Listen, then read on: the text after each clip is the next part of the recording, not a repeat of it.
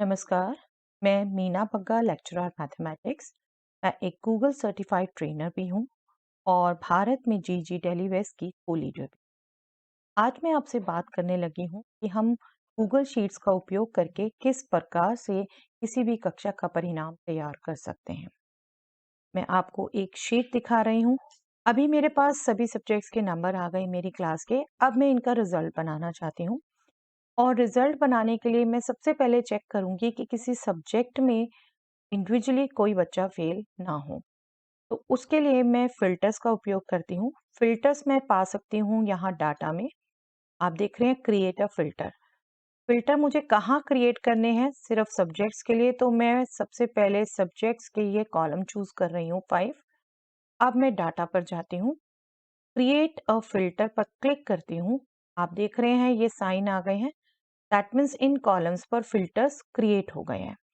अब मैं अगर सबसे पहले इंग्लिश के इस फिल्टर पर क्लिक करती हूँ, ये मेरे सभी सब्जेक्ट्स 50-50 मार्क्स के पेपर के हैं। दैट मीन्स अगर मैं कहती हूँ 33% वाला पास है, तो 50 का 33% 16.5, तो उससे कम जिसके भी होंगे वो फेल होगा उस सब्जेक्ट में।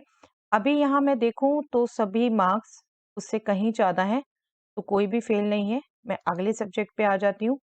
यहाँ देखिए टॉप पर ही 15 दिख रहा है, वो हमारे बिल्कुल फेल कैटेगरी में आएगा, 16.5 से कम, और बाकी सब देखें तो पास है। तो मैं सिर्फ 15 को चूज करना चाहती हूँ। आपको बाय डिफॉल्ट सारे सिलेक्टेड मिलते हैं। मैं अभी सबको क्लियर कर रही हूँ। फिर मैं यहाँ 15 को सिलेक्ट कर लेती हूँ, ओके कर देती हूँ। तो आप देखेंगे सब कुछ हाइड हो गया, जहाँ 15 है वो सिर्फ रो आ गई। बट मैं सबको चाहती हूँ, पर डेफिनेटली इसको मैं एक बार सिग्निफाई कर दूंगी कि हाँ ये फेल है। वो मैं कलर से कर सकती हूँ। मैं इस सेल का कलर चेंज कर देती हूँ। अब मैं यहाँ फिल्टर में वापस आकर यहाँ पर सिलेक्ट ऑल कर देती हूँ और ओके कर देती हूँ, तो सभी मेरे वापस आ गए। ऐसे ही मैं बाकी सभी सब्जेक्ट्स में भी देख लेती हूँ। यहाँ पर कोई फेल नहीं है। केमिस्ट्री में देख लेती हूँ, कोई फेल नहीं है। बायो में देख लेती हूँ, कोई फेल नहीं है। तो सिर्फ इस एक सब्जेक्ट में एक स्टूडेंट फेल था और मैं बाकी रिजल्ट देखूं, तो मैं कह सकती हूँ कि इस स्टूडेंट की इस सब्जेक्ट में कंपार्टमेंट आएगी। मैं इस रिजल्ट को डायरेक्टली यहाँ मैन्युअली लिख सकती हूँ, कंपार्टमेंट इन मैथमेटिक्स। ये मेरा इस स्टूडेंट का रिजल्ट हो गया। ओके, मैं एक बारी पहले फिल्टर क्लियर कर देती हूँ, डाटा में जाती हूँ वापस, रिमूव फिल्टर। सभी फिल्टर्स क्लियर हो गए। अब मुझे यहाँ रिजल्ट बनाने के लिए टोटल चाहिए सभी बच्चों का। मुझे एक बार पता चल गया सभी सब्जेक्ट्स में बच्चे पास हैं। टोटल मार्क्स मैं यहाँ लिखना चाहती हूँ। सबसे पहले स्टूडेंट के मार्क्स मैं यहाँ लिखूंगी, उस सेल को मैं चूज कर लेती हूँ। तो टोटल करने के लिए मेरे पास गूगल शीट्स में एक फॉर्मूला है सम का, और फॉर्मूला हम कभी भी शुरू करते हैं अगर गूगल शीट्स में, तो इक्वल साइन से शुरू करते हैं। मुझे सम करना है तो मैं सम टाइप कर लेती हूँ। ये देख रहे, यहाँ पर मुझे एक रिकमेंडेशन आ रही है और स्पेशली इंग्लिश से बायोलॉजी सिलेक्ट करके भी आ रही है और मैं यही चाहती हूँ, तो मैं ये चूज कर लेती हूँ।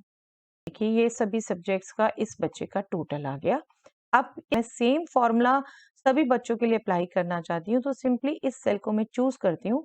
ये हैंडल आपको दिख रहा है, इस हैंडल को मैं नीचे ड्रैग कर लेती हूँ लास्ट सेल तक, तो ये सेम फॉर्मूला सभी बच्चों में अप्लाई हो गया। अब मैं बच्चों की परसेंटेज कैलकुलेट करना चाहती हूँ। मैं फॉर्मूला अपने आप क्रिएट कर सकती हूँ। मैं अगेन इसी फर्स्ट बच्चे के सामने आती हूँ यहाँ पर, और फॉर्मूला कोई भी इक्वल से ही स्टार्ट होना है, चाहे मैं बनाऊं चाहे यहाँ का फॉर्मूला यूज करूं। इक्वल मैंने किया। अब मुझे परसेंटेज में बदलने के लिए क्या चाहिए? Marks scored by the student. ये है marks scored by the student, तो मैं इस सेल को चूज कर लेती हूँ। आप देख रहे हैं H3 लिखा हुआ आ गया, ये H3 सेल है। इसको मैं डिवाइड कर रही हूँ टोटल मार्क्स से। 5 सब्जेक्ट, हर एक 50-50 मार्क्स का, तो 250 टोटल मार्क्स हो गए। अब मैं इस रेशो को मल्टीप्लाई करना चाहती हूँ 100 से। मैं एंटर प्रेस कर देती हूँ। ये इस बच्चे की परसेंटेज आ गई और मुझे सजेस्ट कर रहा है कि क्या मैं ऑटो फिल करना चाहती हूँ। यस, मैं करना चाहती हूँ। मुझे सेम फॉर्मूला ही सभी बच्चों पे अप्लाई करना है, तो मैं टिक कर देती हूँ। ये सभी बच्चों की परसेंटेज आ गई। अब मैं रिजल्ट लिखने के लिए फॉलो करती हूँ ये फॉर्मूला। वो भी इक्वल से स्टार्ट होगा। मैं इफ टाइप करती हूँ यहाँ तो मुझे टॉप में ये रिकमेंडेशन आ गई, मैं इसको चूज़ कर लेती हूँ। मुझे खुद भी गाइड कर रहा है ये, क्या चाहती हूँ मैं लॉजिकल एक्सप्रेशन। मैं देखना चाहती हूँ कि क्या ये परसेंटेज बच्चे की 33% से ज़्यादा है? या मैं चलिए एक बार कंडीशन बदल देती हूँ, कई पब्लिक स्कूल 40% भी रखते हैं, तो मैं यहाँ पर ये समझ लेती हूँ कि क्या ये परसेंटेज 40% से ज़्यादा है? तो मेरा काम क्या रहेगा, यहाँ जो नंबर है उसको चेक करना कि वो 40% से ज़्यादा है। तो मैं इसको सिलेक्ट करती हूँ, I3 सेल है ये ग्रेटर देन इक्वल टू 40। मुझे ये चेक करना है कि क्या ये 40 से ज़्यादा है? यस, अगर ये ज़्यादा है, कॉमा, अगर ज़्यादा है तो मैं क्या कहूँ? देखिए मुझे सजेस्ट कर रहा है वैल्यू इफ ट्रू। अगर ये ट्रू है तो मैं लिखना चाहती हूँ कि स्टूडेंट पास है। ओके, मैं इसको एपोस्ट्रोफिस में लिखूंगी, फिर कॉमा। अब मुझे सजेस्ट कर रहा है वैल्यू इफ फॉल्स। अगर ये गलत है, जो मैंने ये कंडीशन लगाई गलत है, मतलब 40 से ज़्यादा नहीं कम है, तो मैं क्या लिखना चाहती हूँ? तो क्या मैं बच्चों को कहना चाहती हूँ रिजल्ट फेल।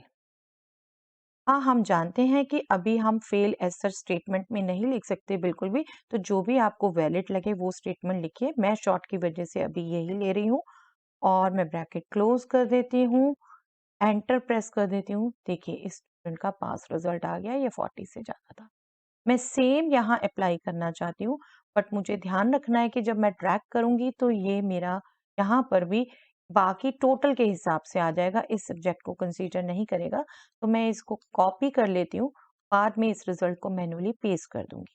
अब मैं इस सेल में वापस आती हूँ और इसका फॉर्मूला मैं अप्लाई करना चाहती हूँ पूरे कॉलम में, तो मैं इसको कर देती हूँ।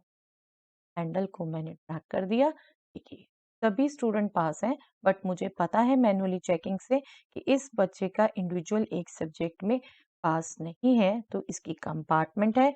मैं वो रिजल्ट यहाँ मैन्युअली दोबारा लिख देती।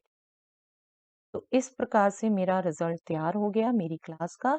अब मैं ये शेयर कर सकती हूँ उन सभी एजुकेटर से जिन्होंने मेरे साथ इस रिजल्ट को बनाने में हेल्प की, पेपर चेक किए, उनके व्यू के लिए यहाँ से लिंक कॉपी कर सकती हूँ और उनको शेयर कर।